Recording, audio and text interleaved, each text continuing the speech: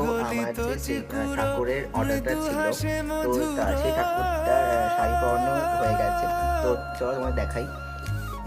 এই যে ঠাকুরটা শাড়িটা পরিয়েছি, একটু আগে শাড়িটা পরালাম। আর চোখটা আবার কালকে আঁকা হয়ে গেছে, অবশ্যই চোখটা কেমন হয়েছে আর শাড়ি পরা স্টাইলটা অবশ্যই কেমন হয়েছে।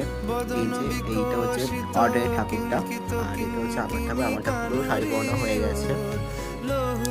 তো অবশ্যই ঠাকুরটা কেমন হয়েছে। এই শাড়িটা সব থেকে সুন্দর আমার পরানো হয়েছে।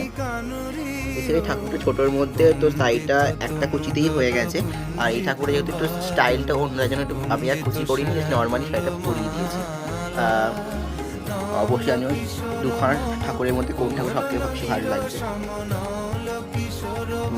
দেখে জানিও, কেমন কমেন্ট করে। তো